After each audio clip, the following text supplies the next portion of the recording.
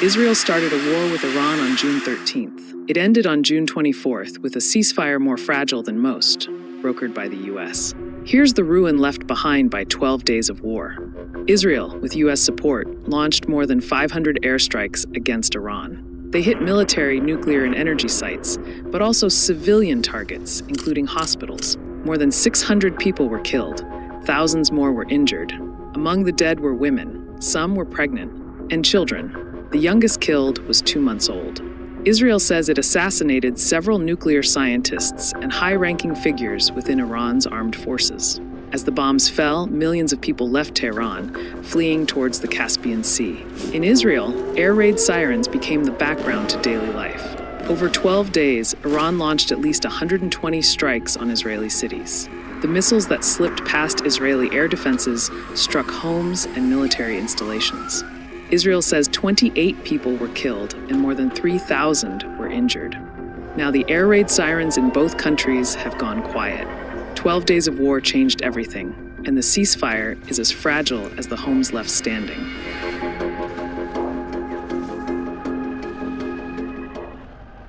All right, y'all, welcome to the show. We got a big one for you. So in just a second, just some absolutely horrifying news I have to share with you.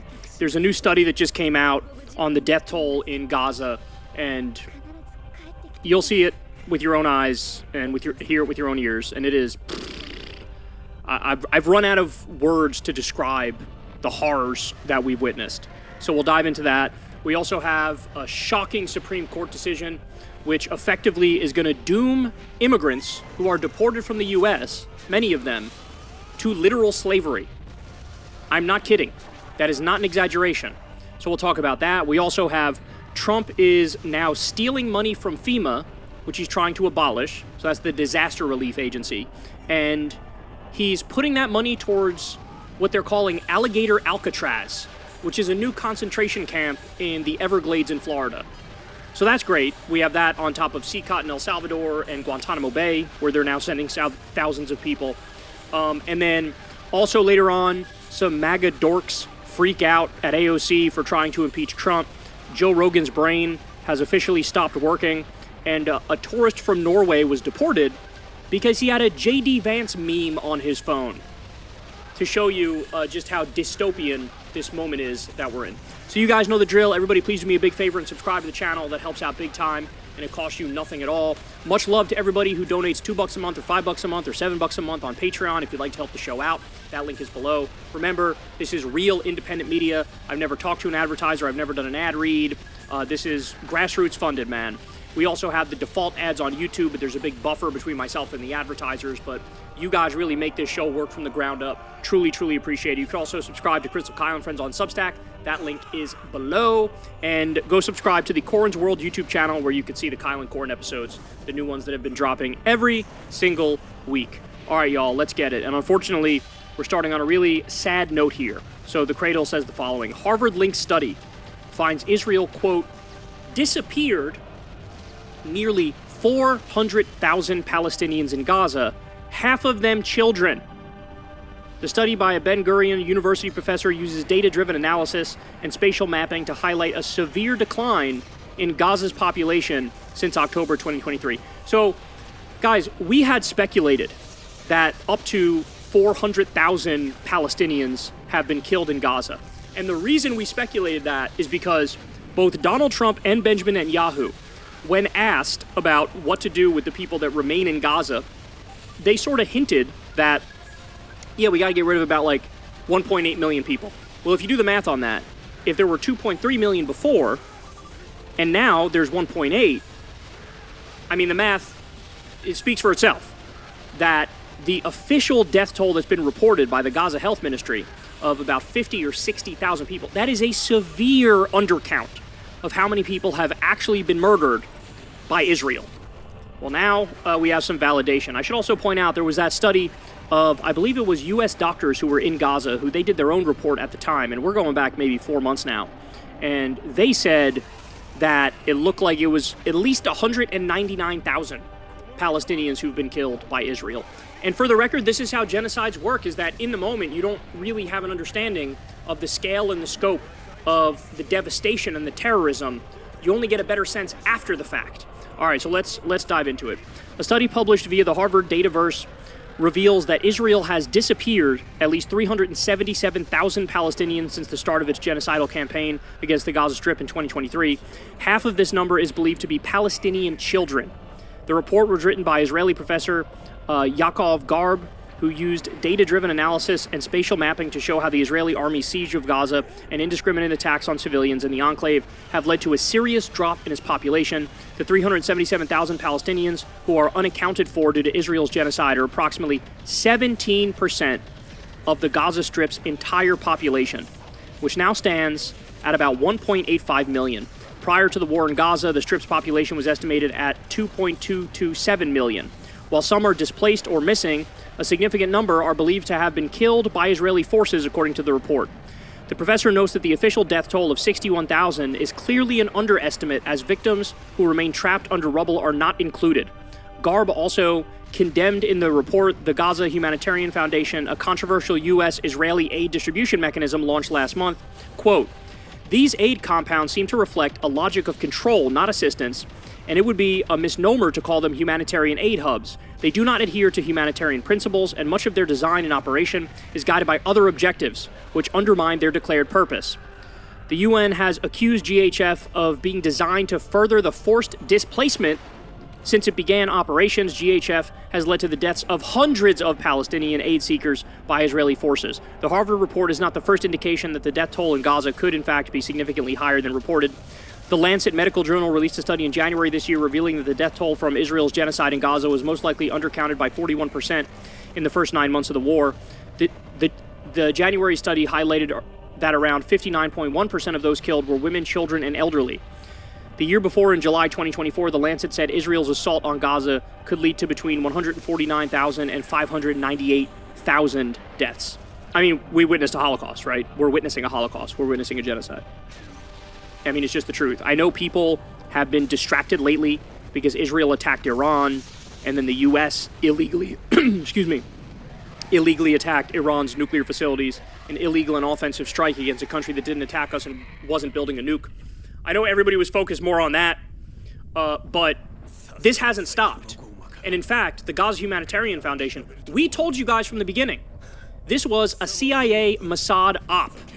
And it's a fake humanitarian agency. And what they do is they lure Palestinians from all over Gaza to come to a specific area in Gaza and say, hey, we're promising you food, we're promising you medicine. Then they show up, and in many instances, the IDF opens fire and murders them. I'm not even kidding. It's some literal Nazi Holocaust-like nightmare scenario. And then beyond that, the long-term goal is whoever doesn't get killed, they'll keep having Palestinians move further and further away from their home, and then eventually they want to move them all to Libya. They've been trying to make a deal to move them into Libya, which, by the way, Libya is a failed state with open slave markets. So I wonder how that'll go if Palestinians are shipped there through no choice of their own, right? So this is where we are. This is what's happening. And I need to highly recommend that you guys do something. So much love and a big shout out to Dropsite News, because they've been on top of this like nobody else has. They're just doing amazing work over there. Ryan Grimm and Jeremy Scahill, and they got sources on the ground in Gaza. And if you just scroll through their timeline, scroll through about 50 or 100 tweets, and your mind will be blown as to just the extent of the death and destruction and horror and terrorism that we're witnessing. So let's do a little bit of that here. Gaza Health Ministry, June 25th update. The Palestinian Ministry of Health in Gaza has issued its daily report on casualties from the Israeli attacks. This is just one day. 79 killed and 391 injured in the past 24 hours alone. This includes 33 people killed while trying to access food aid. One day. Here's some pictures of the Israeli army has killed 6 siblings: Ahmad Mohammad, Abdul Rahman, Yusuf Aham, and Shad Ayman al-Jamal, along with their mother, Hanan Khalid al-Jamal, in an airstrike targeting their home they were sheltering in the Al-Sabra neighborhood of South Gaza. And here, these people were killed. Most of them kids, as you can see. Most of them young men or kids. They were just murdered. I'm literally talking about one day. One day is what we're talking about here. Look, I'll give you a warning in advance, but this one's hard to watch. Gaza Health Ministry warns of imminent collapse of medical system. The Palestinian Health Ministry in Gaza has issued a dire warning. The Strip's healthcare system is on the verge of total collapse because Israel continues to block the entry of emergency medical supplies. And then this video here is Hassan Barbuk, 3 years old, died Tuesday from severe malnutrition, so he was starved to death. Severe malnutrition, kidney failure, enlarged liver, and acute acidosis. His family issued multiple urgent appeals to transfer him abroad for treatment. Israeli authorities denied all requests. This beautiful little boy was killed because he was starved to death, died of malnutrition. I mean, this is just... We've looked at, what, 2 tweets? Both of them are absolutely earth-shattering. Here's another one. Press release issued by Gaza Government Media Office. A full month has passed since the Israeli occupation established death traps and mass lures, resulting in 549 martyrs and 4,000 injured, 39 missing persons. Quote, "This is the suffering we want the world to see. Every second, one of us is killed. Every second, someone is killed just trying to bring bread home for their children." From inside the Zakim area in northern Gaza, displaced Palestinians tell Sahat English how aid deliveries have become death traps where flour is mixed with bullets. They call it the death arena, a place where Palestinians face a daily ordeal, just to feed their families. Every second one of us is killed. This guy's explaining what they're going through. I literally can't imagine. I can't imagine. And I want to show you one more thing. This is what it looks like at these fake aid sites where they lure them and then murder them. This is what it looks like. Ready?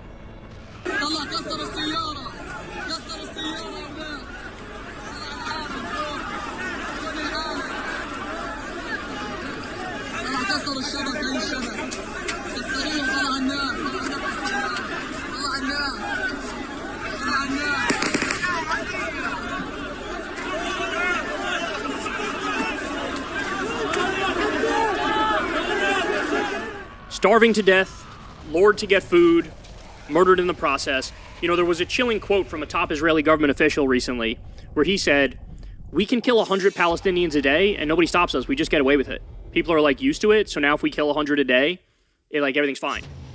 Nobody stops us. Nobody makes a big deal. There aren't big media articles over it. There's not big, news pieces on TV.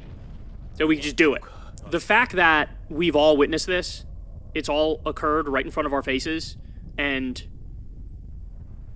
everybody seemingly got used to it or passively accepted it, that has proven to me that there has been zero evolution since the horrors of World War II and the Holocaust. Zero evolution.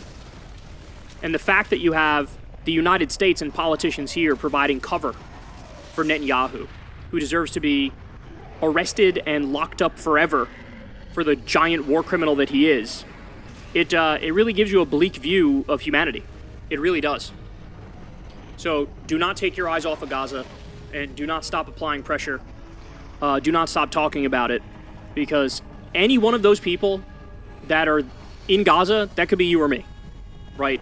I brought this point up before, but now we're back to a world of complete might makes right. It's the law of the jungle. The idea of having international law, having the Geneva Conventions, having some standards and rules that apply to everybody, it's a lie. It's a lie. It's not real. It's completely and utterly fake. And the future of humanity, I shudder at the thought of what happens in the future with humanity. Because if we were all able to sit here and witness a genocide with our own 2 eyes still going on, and passively accept it, there's nothing that won't actually make us draw a red line and demand an end to it and actually force an end to it.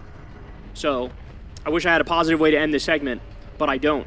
I'm just torn apart by what's happening to the people in Gaza and how it's seemingly out of sight, out of mind for so many now. Hey y'all, do me a favor and like and subscribe. It helps out big time in the algorithm.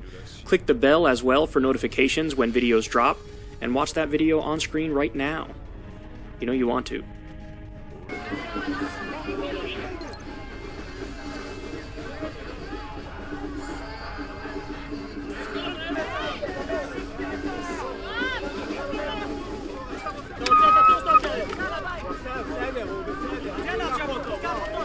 I feel that this war only takes life of, dear friends and dear soldiers, and I feel that we are going to nowhere. It is not clear to me why are we still fighting in Gaza. I'm worried about the incentives. and I'm worried about the future of the society, and I'm also worried about what is happening in Gaza itself.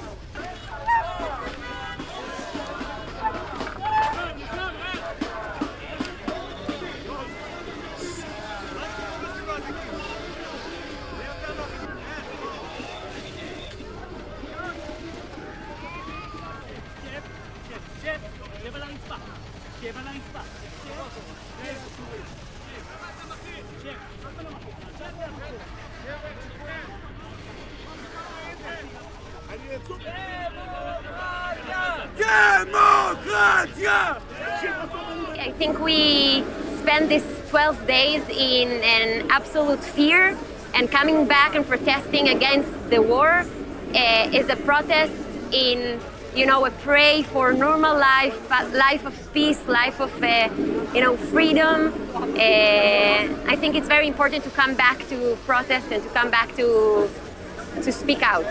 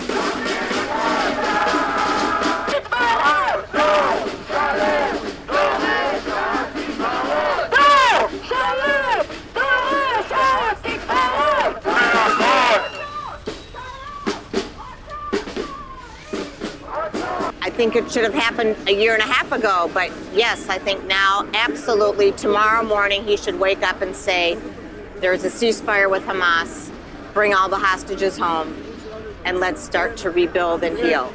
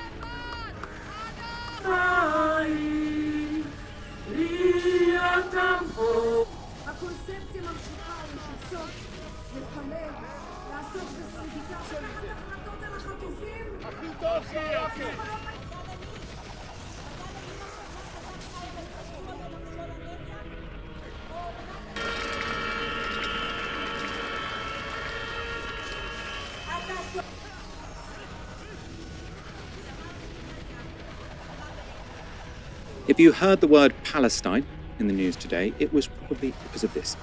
A 29-year-old woman and two men, aged 36 and 24, have been arrested on suspicion of a terror offence. That's after two Voyager aircraft were damaged at RAF Brize Norton in an action that was then claimed by the campaign group Palestine Action.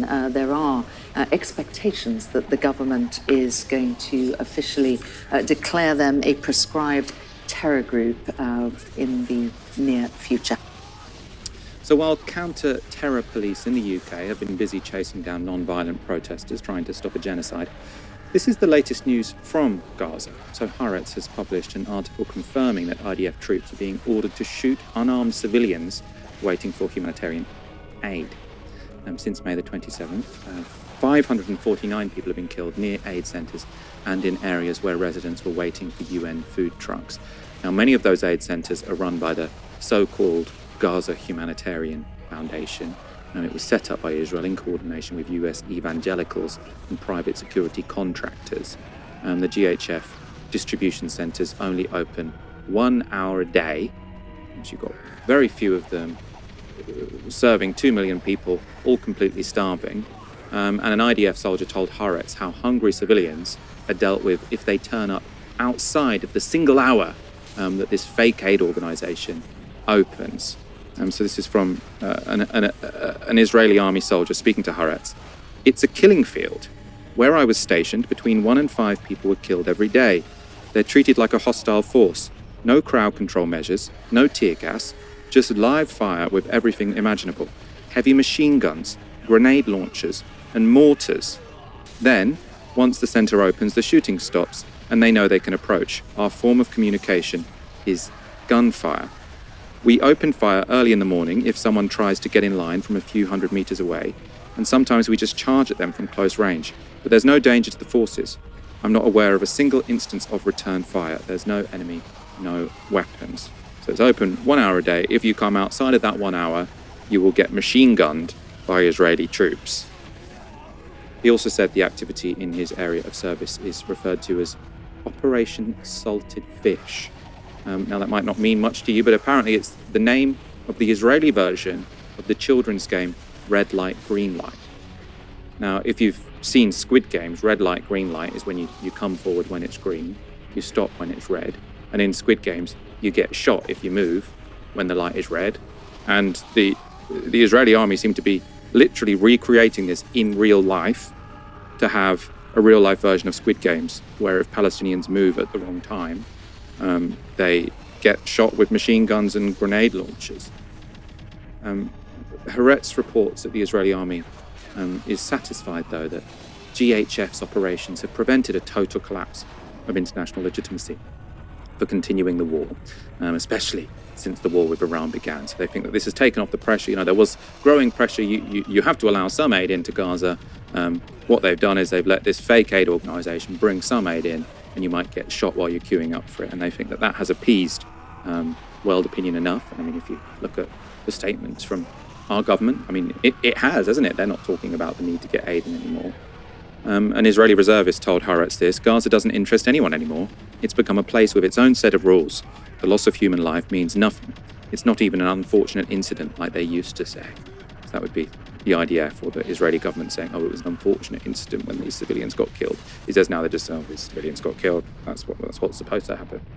Haaretz are also clear that orders to fire on civilians are coming from the top.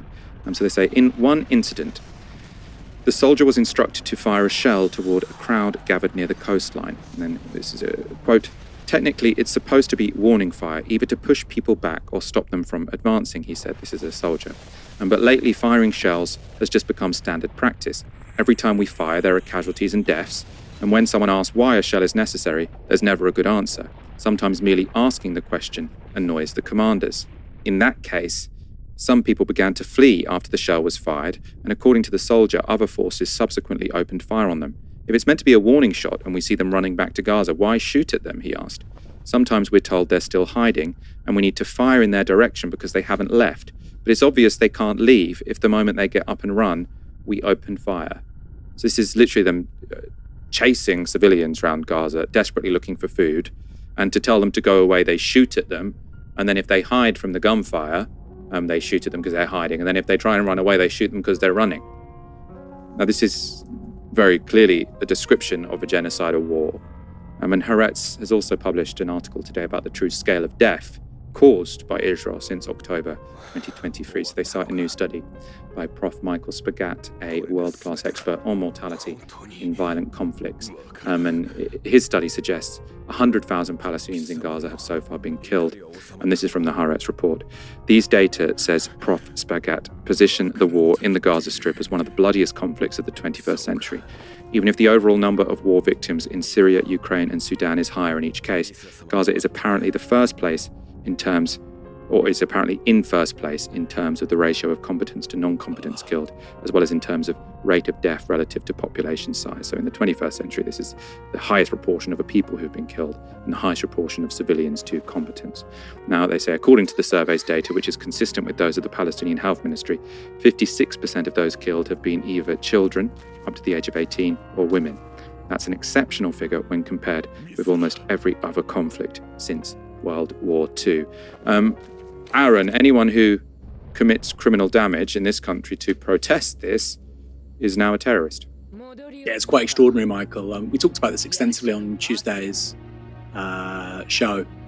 I think there's a very robust centre-right defence of not prescribing Palestine action. We already have a ton of law on the statutes with regards to people committing acts of criminal damage or vandalism or political violence, and that can be addressed through the present system. Whatever your thoughts on Palestine action, and I think what this really is totemic of is the British state.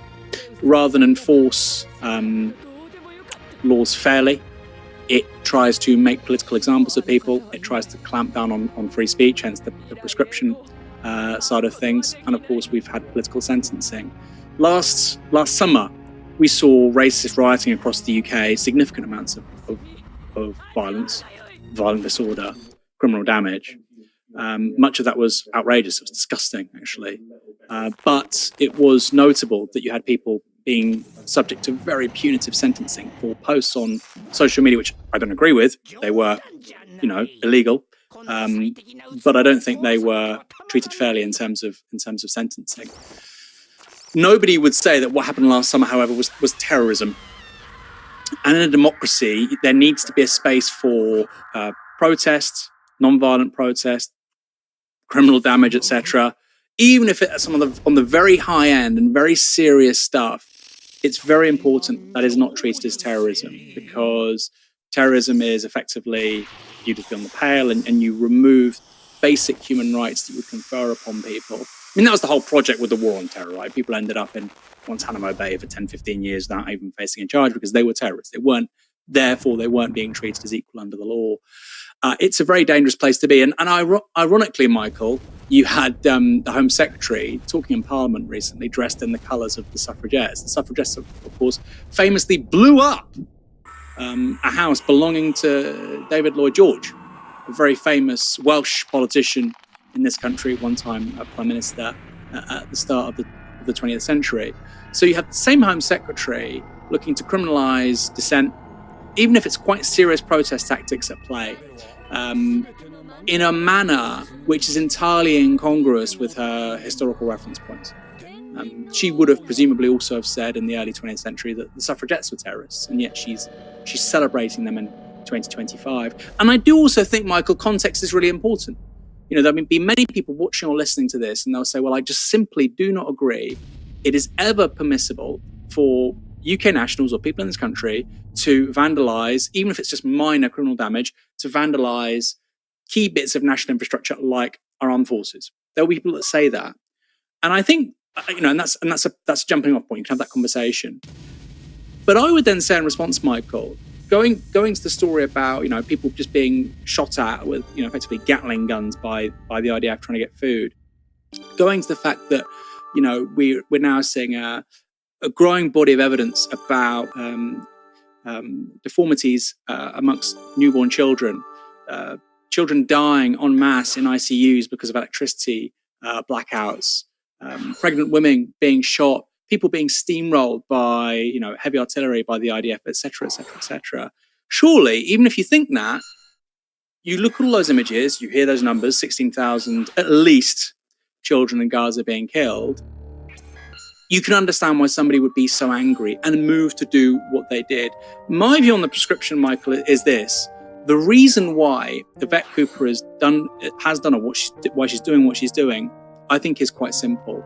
I suspect if these cases, and you got more of them over time, if these cases started to go to court, I think juries would be sympathetic. And I suspect that judges would not be giving the kind of sentencing that the government would require. So what you have effectively is a nominally, it is a democratic government. It's a nominally democratic government effectively trying to bypass the criminal justice system of this country. I find it extraordinary. And finally, on the prescription system, is it really fair? Is it sensible to have a system with regards to prescription where we at Novara Media, I could not wear a Palestine Action logo without facing criminal prosecution as a result, okay? Let alone defend what they do. I can't wear a T-shirt, right? Is it a sensible system where a single person, the Home Secretary, arbitrarily gets to determine what kind of individuals and what kinds of organisations meet that threshold? I don't think so. Because today it's Palestine Action is they're the same as ISIS and the Taliban. Who is it tomorrow? And I think it goes to a broader question we're all facing right now. We're hearing all the time about threats now to the UK homeland. We're going to have, tests with regards to emergency alarms on our phones. This story that came out today. The UK needs to be ready for a full mobilization of war, etc., etc., etc. We are being primed as the British public, not necessarily for war, but for a return to a wartime economy of sorts. If you're going to spend 5% of GDP on defence, if you're going to more than double defence spending whilst cutting things like disability benefit, people can't get on the housing ladder, a nurse has 50 grand's worth of debt, people see potholes everywhere they live in their local authority, childcare is too expensive so you can't have that second or third kid, your grandparents are struggling, you can't find good work. If all of that is happening and the government chooses to more than double defence spending, they need to create an environment in which that is at least somewhat seen to be legitimate. How do they do that? They have to scare the hell out of people, right? They have to scare the hell out of people. And so I think this prescription is just one part of that. And I think it's taking this country down a very, very dark route in terms of trying to stop and impede free democratic debate and to also shape the broader parameters of the political conversation. If you do not support more than doubling defence spending or spending £1 billion on 12 F-35s, then you're not patriotic. If you have really strong misgivings about 16,000 dead kids in Gaza, you're an anti-Semite or a terrorist or you're violent. I reject all of that. I would say to anybody that is not a big fan of Palestine Action, they've been moved to do what they've done because of the awful scenes in Gaza, historic scenes in Gaza. It is a genocide. It is ethnic cleansing. In the words of a former Israeli Prime Minister, Ehud Olmert, these are war crimes. And I think free citizens in this country, and we are free citizens, we're allowed to think freely for ourselves, need to ask why the government is criminalizing an organization like this while it supports an administration, Netanyahu's, guilty of some of the most revolting crimes of any advanced economy this century.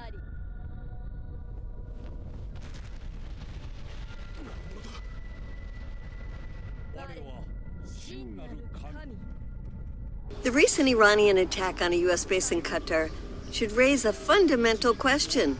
Why are U.S. military bases in the Middle East?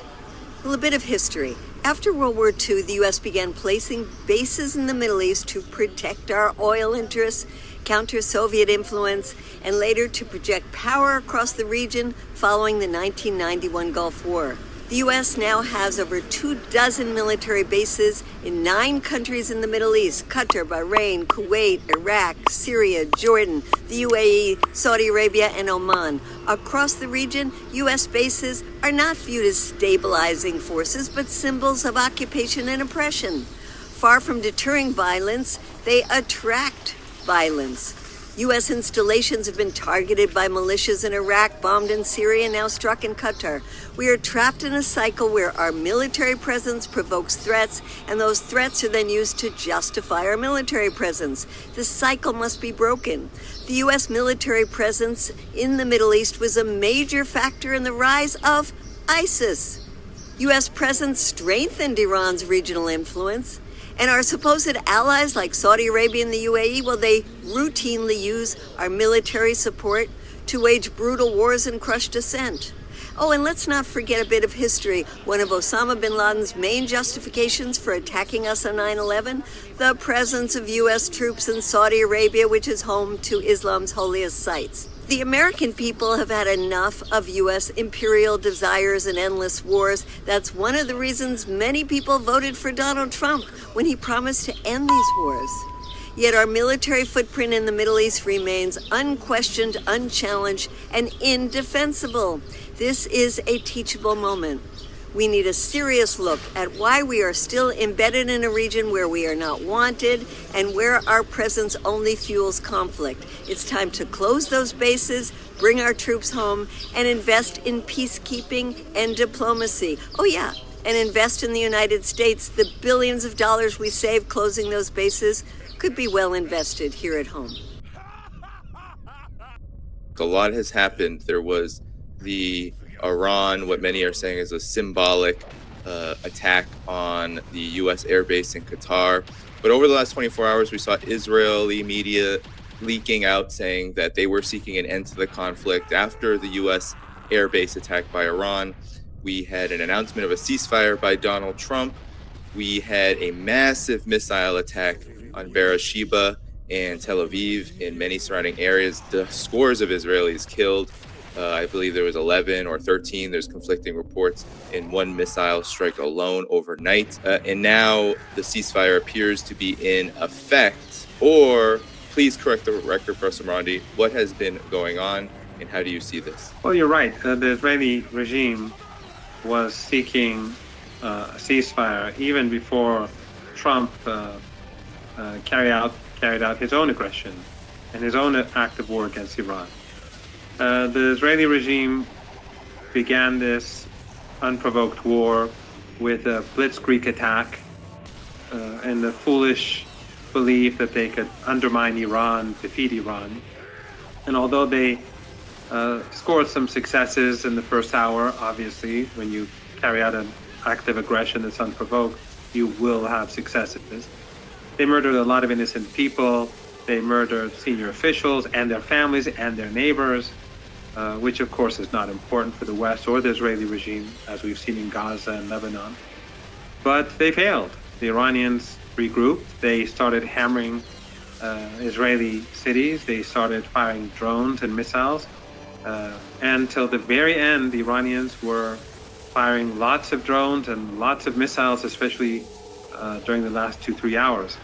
And before it's not a ceasefire agreement. The Iranians have said that we are halting fire, and if the Israeli regime makes any move, we will restart the conflict. So I don't know exactly what sort of technical term that would have. But the Iranians have warned the Israeli regime that if it fires at Iran, if it shoots at Iran, they'll be hit back very hard. But I think it's a failure for the regime. The United States and the Israelis have not destroyed Iran's nuclear program. Iran has many scientists. A lot of its assets are intact. We'll have to see what really happened in Fordo. And Iran has been provided an excuse not to cooperate with the IAEA like before anymore. And but most importantly, I think this shows the vulnerability of the Israeli regime. For the first time ever, they've been hammered, unrelentlessly. And Netanyahu was seeking a way out. The Iranians, of course, don't want a regional war. They don't want a global economic collapse. But they wanted to humiliate the regime and humiliate Netanyahu. And I think that's exactly what happened. Perhaps you can talk about the timing of this, because as of now, what Israel is saying, Israel Katz, the defense minister of Israel, is saying that Israel will strike. And now even Donald Trump is saying Israel don't strike. But at the same time, of course, there really is no ceasefire when it comes to Israel. That word seems anathema to their vocabulary with what we've seen in Gaza and Lebanon already. But talk about the timing of this. Why now? Why is it that Iran and Israel, or at least Israel and Donald Trump, are coming to this conclusion that a ceasefire is necessary? Well, Iran doesn't want to unnecessarily prolong a war and have civilians killed, because after all, this regime is murderous. And last night, it was just randomly bombing places in Tehran. They bombed a hospital that I would guess from where I am right now is a 1-hour walk. Less than an hour, probably. Just a walk, an ordinary walk. You get there. It's a street that if you go, it's actually pretty straight from here, pretty straight. So they bomb hospitals. They bombed in a town in the north of Iran, a small city. They slaughtered 2 entire families and brought down the building. That's how the regime is. So Iran doesn't want to just continue the war for the sake of it. They humiliated the regime. The regime wanted a ceasefire, Iran got what it wanted. It humiliated Netanyahu.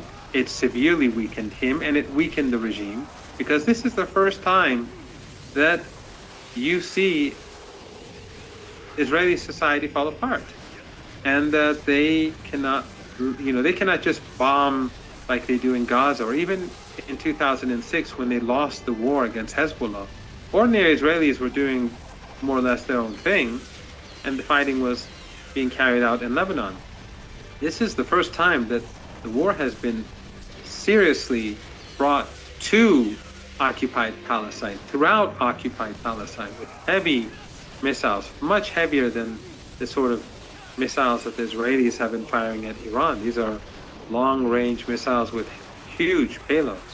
So Iran humiliated the regime. It also has been provided an excellent excuse to change the nature of its relationship with the International Atomic Energy Agency. That will be very useful in the future, because the agency has shown itself to be dishonest.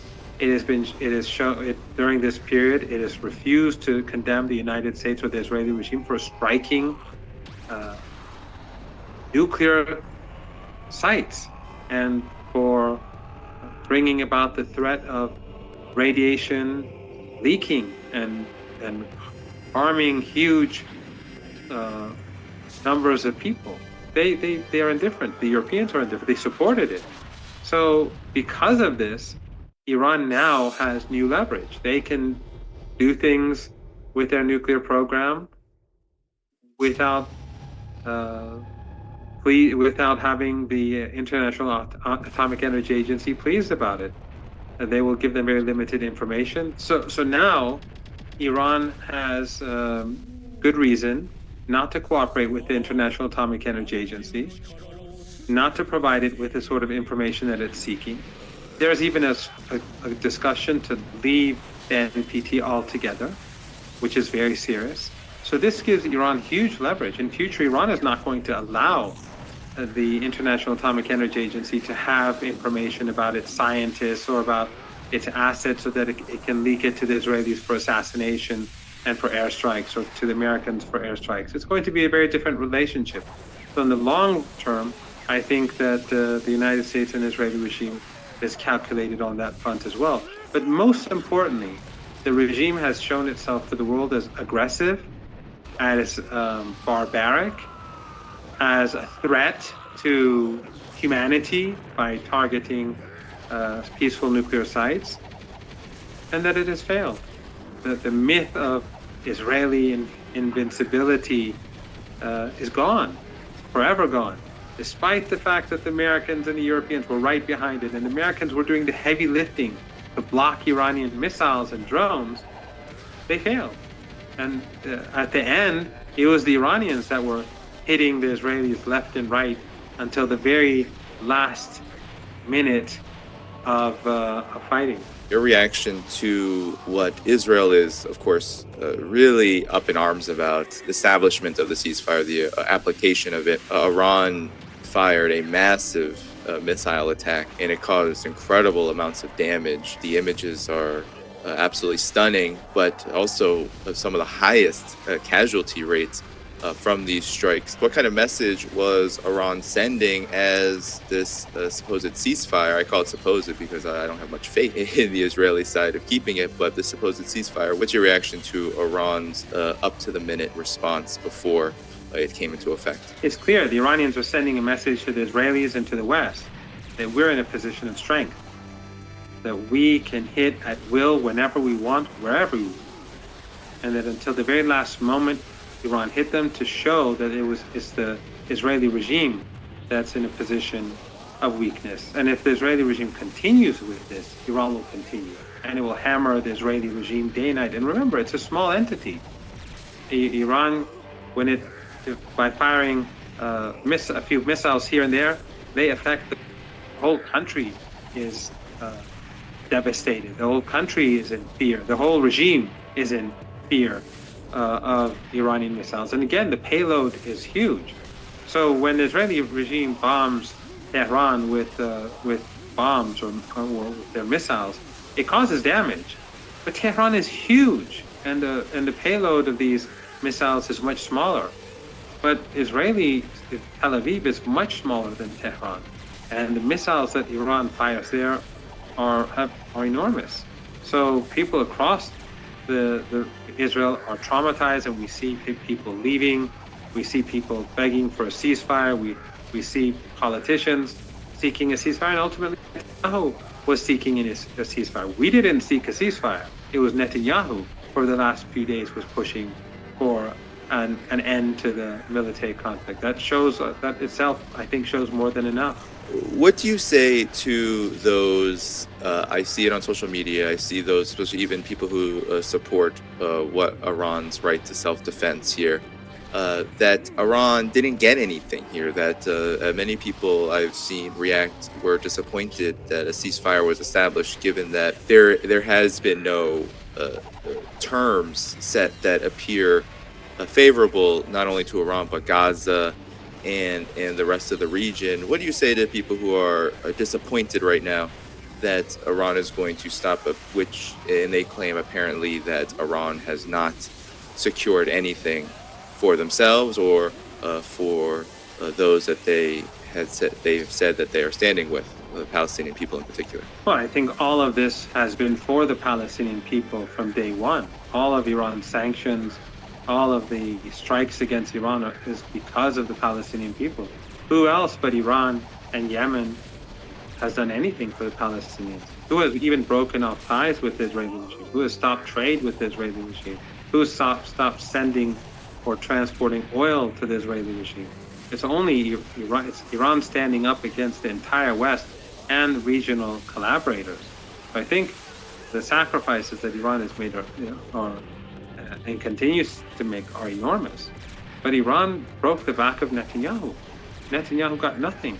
Has the Iranian nuclear program really been destroyed? Of course not.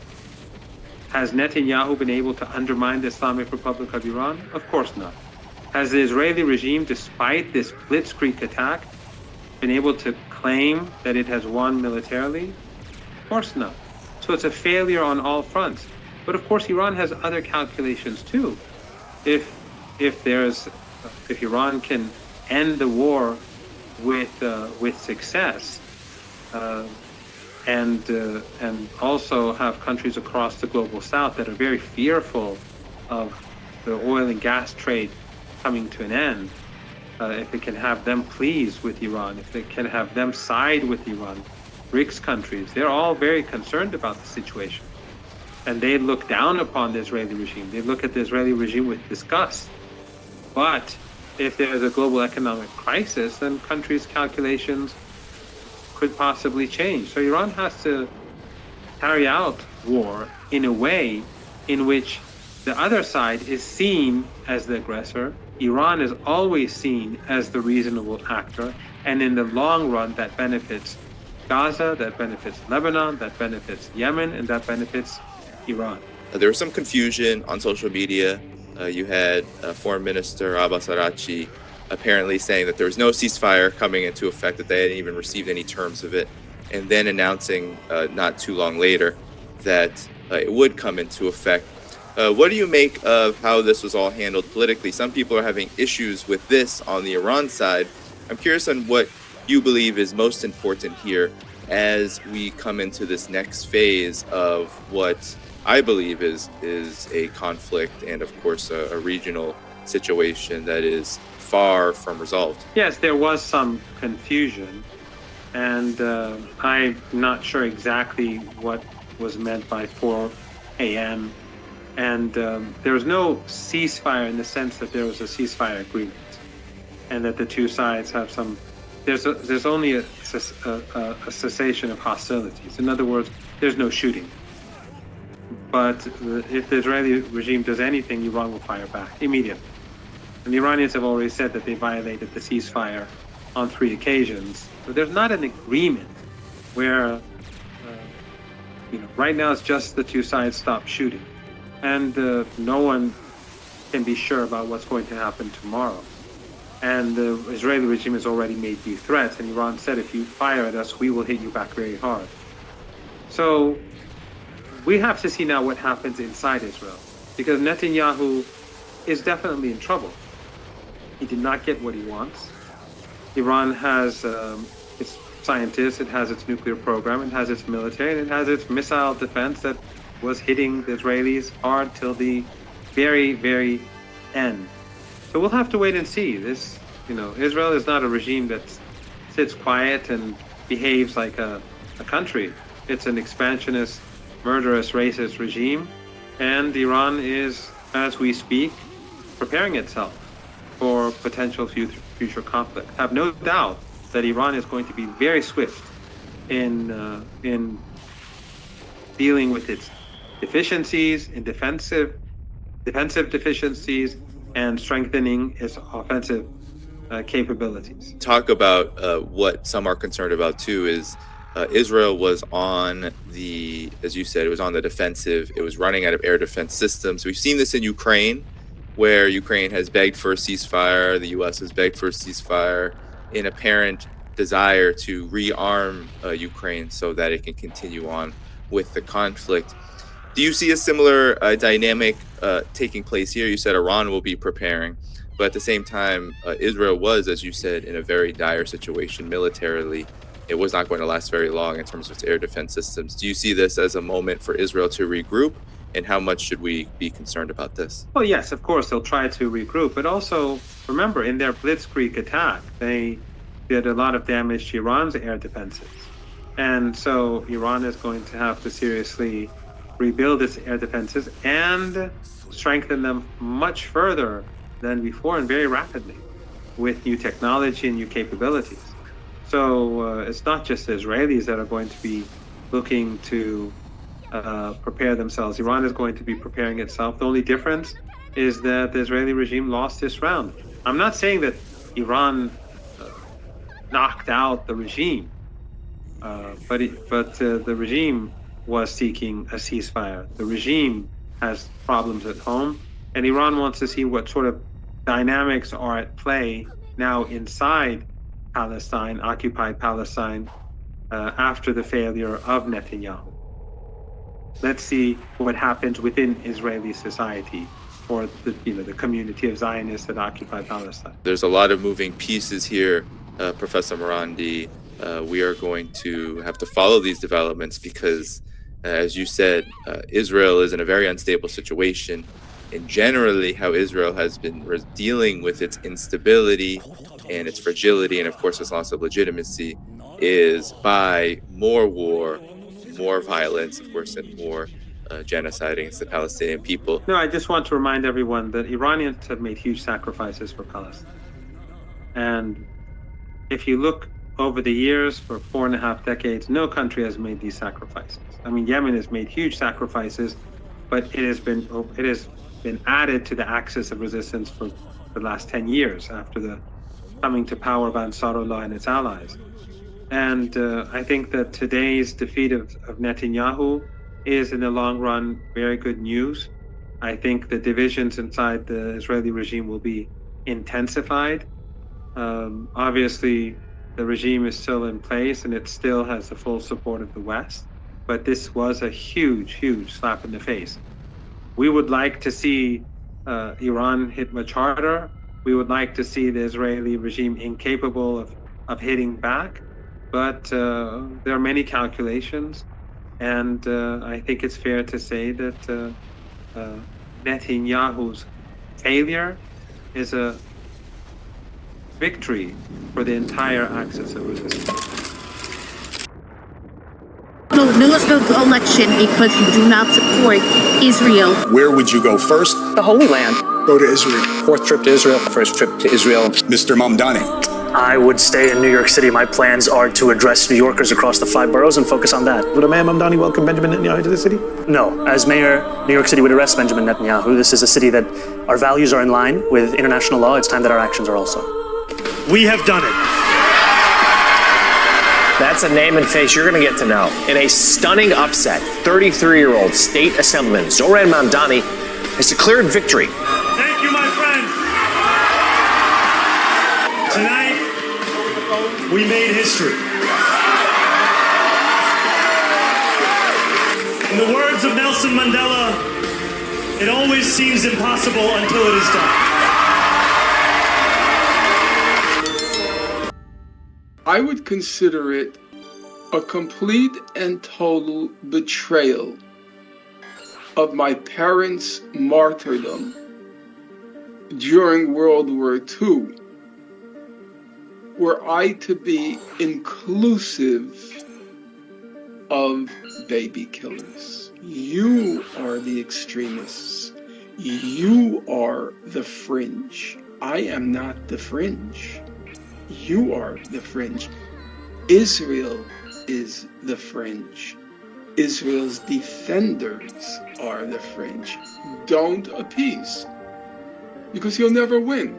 Because the issue is not anti-Semitism. The issue is Israel and the class war.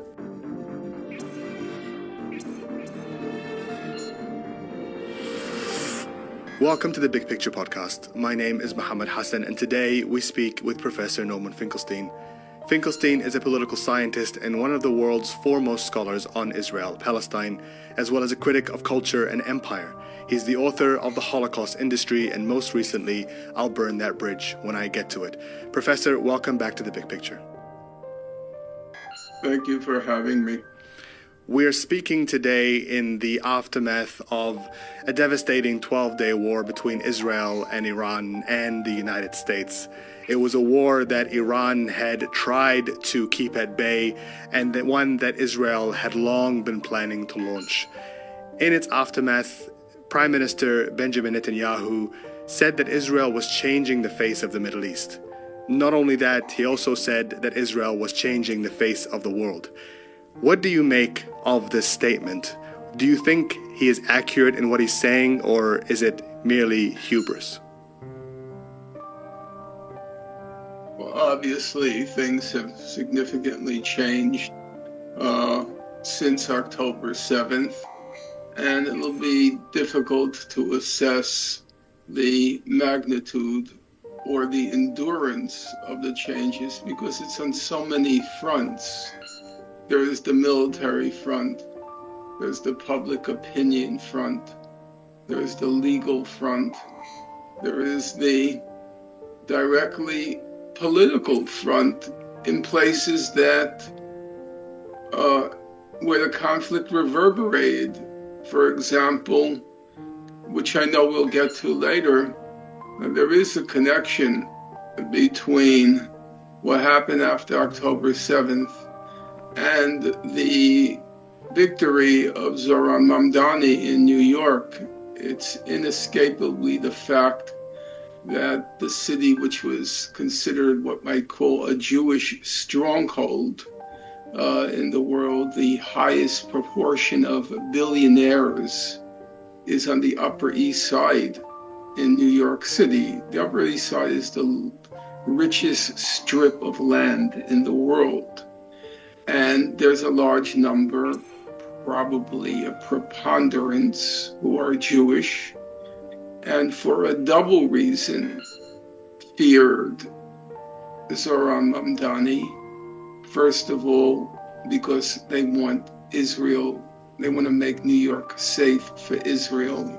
And secondly, they want to make New York safe for billionaires.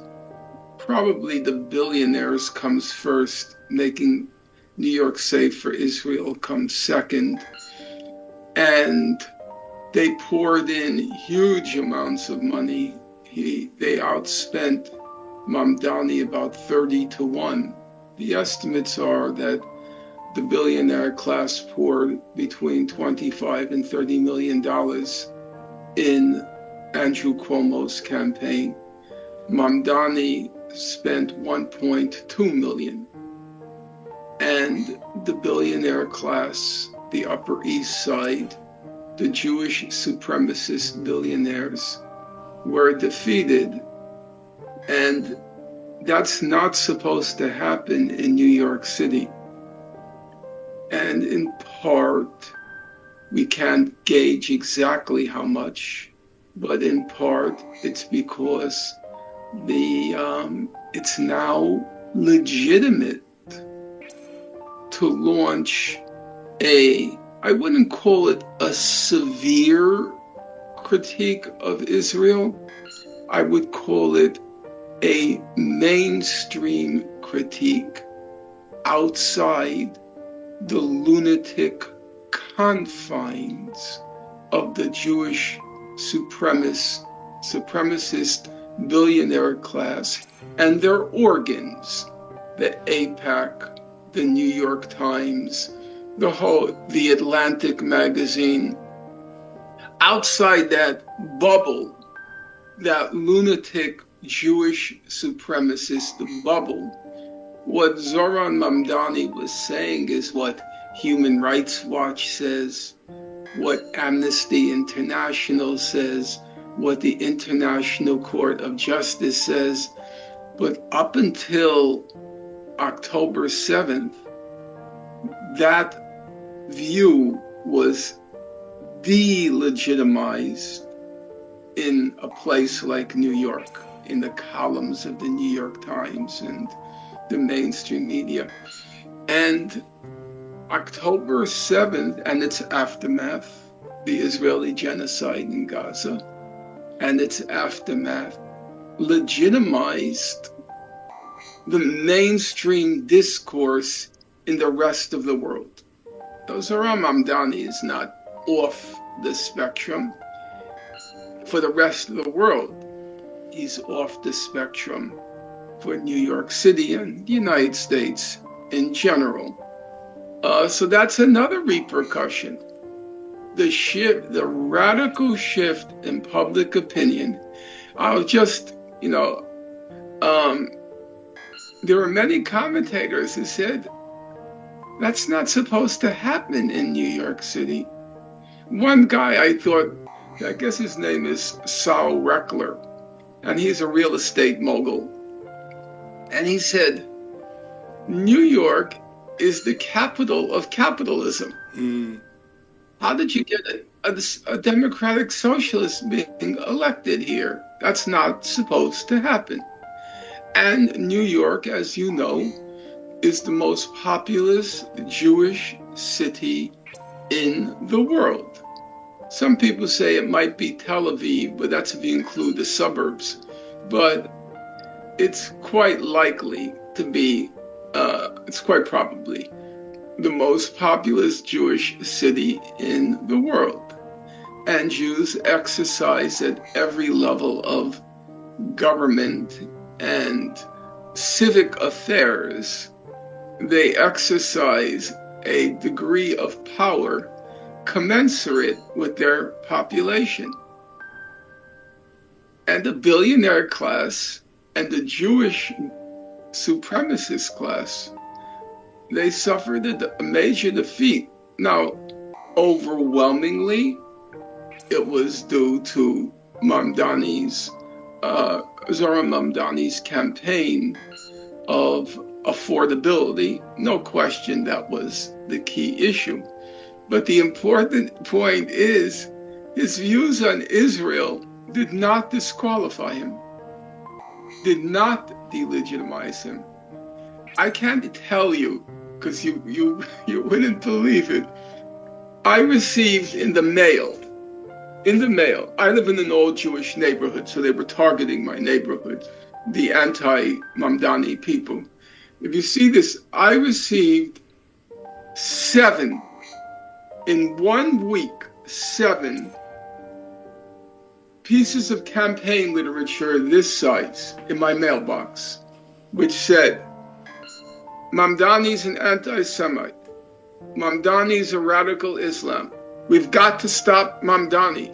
We've got to stop Mamdani. Do you have any with you that you could show us?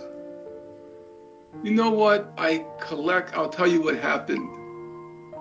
You'll excuse me for going on at length.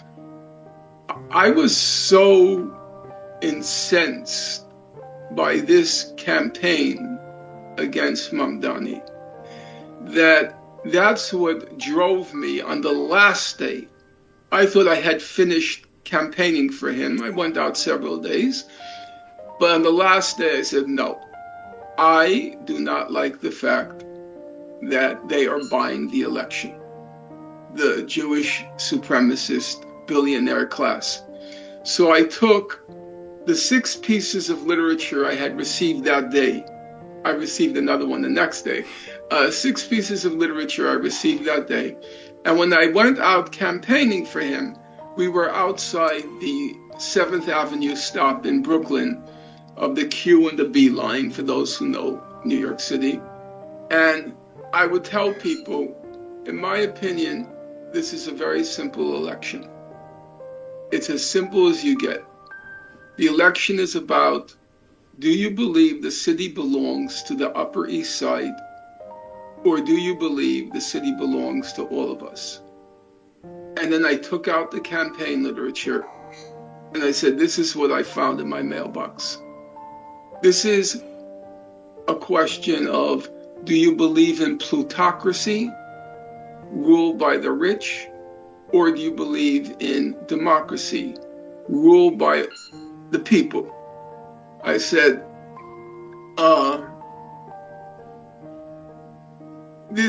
this you could disagree with Mamdani on this issue, you could disagree on that issue, disagree on this issue, that's fine. But this is not really about the issues anymore. This is about who the city belongs to. And as that real estate mogul Reckler put it, this is the capital of capitalism. So it should belong to the capitalists. It should belong to the billionaire class. That's what he was saying. And so I would show them. I said, look at these leaflets I got in my mailbox. I got one finally yesterday after the election was over. I got one in support of Mamdani. No, you know what? I read it too quickly. It wasn't in support of Mamdani, actually. I don't think so. My memory's a little fuzzy on that. So I would show the people, I said, this election is being bought. It's being purchased. And one person laughed because I was giving out campaign literature. And I ended up giving one person one of the 6 anti-Mamdani pieces of literature, because I was holding them together. I had campaign literature from Mamdani, and I was also showing those items I got in my mailbox. You know, we have to stop Mamdani, we have to stop Mamdani. And I accidentally gave them the wrong piece of literature. I gave them the anti-Mamdani literature because I had confused the 2 piles. So you are simultaneously campaigning for Mamdani and against him. Yeah. So the fact that his stance on Israel, which was, now he's beginning to waver a little. I hope he won't disappoint hopes.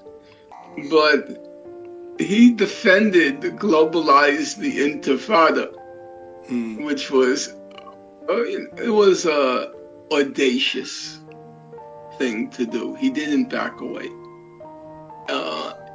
And he defended describing what's happening in Gaza as a genocide. As I said, outside the lunatic bubble of the Jewish supremacist billionaires, that's not a radical position. It's become the mainstream position. Oh, he also defended BDS. So that's another repercussion of October 7th.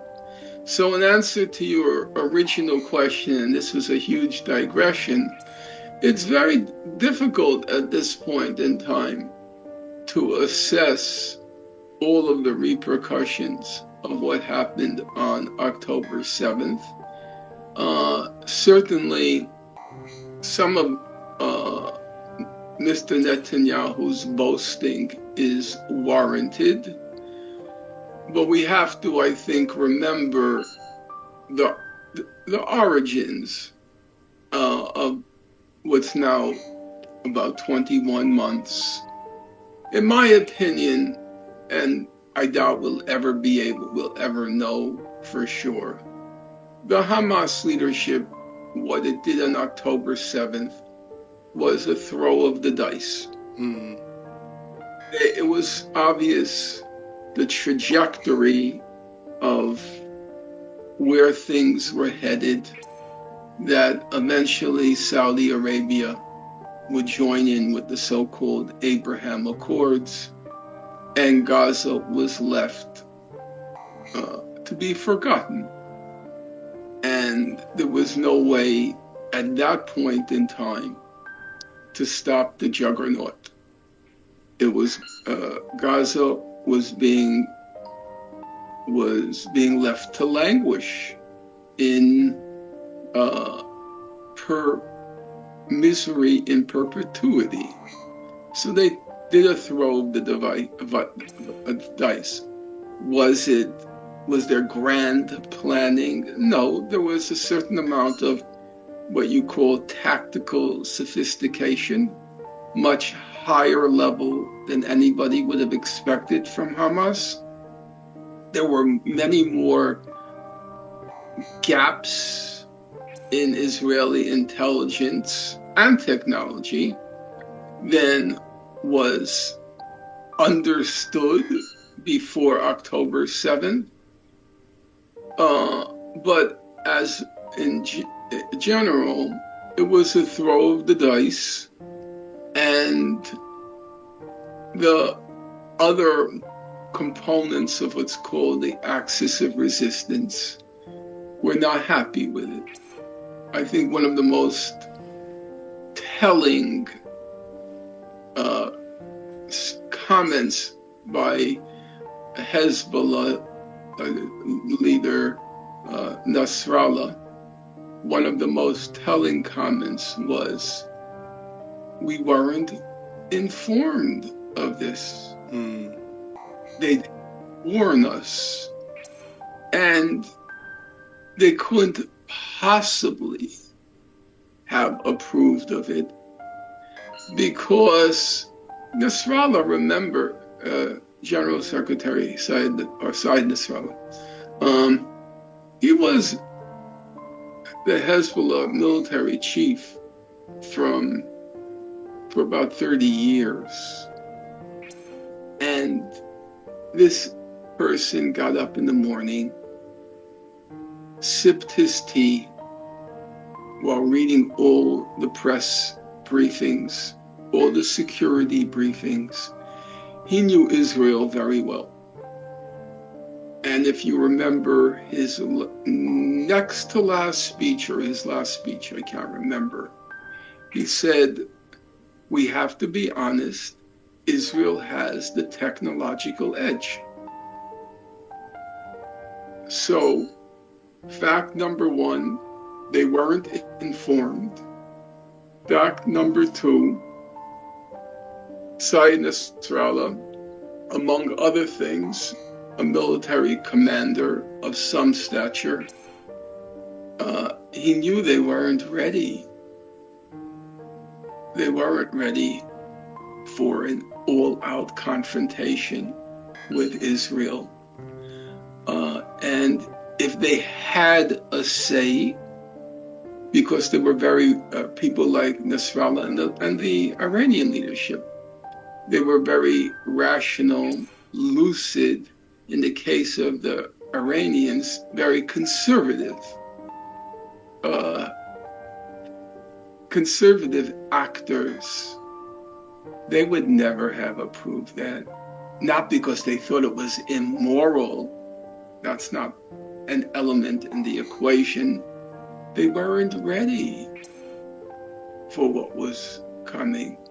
So, to repeat myself, and you'll forgive me, I hope, it was a throw of the dice. And everything that happened thereafter, hard to predict. I got many things wrong. I think I got more right than anyone else.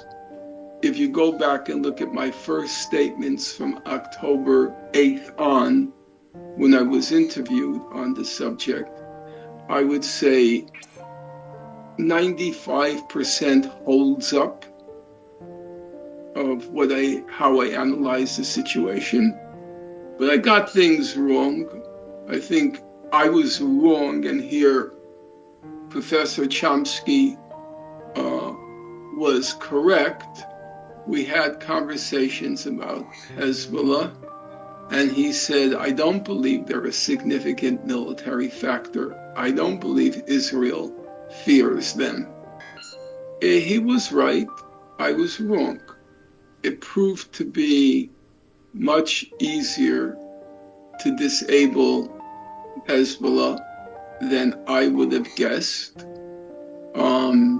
It's unclear whether it has actually been disabled or whether because of the sensitivities of Lebanese politics, they just couldn't do more than they did. But plainly, they proved to be a much less formidable force than at least I had imagined.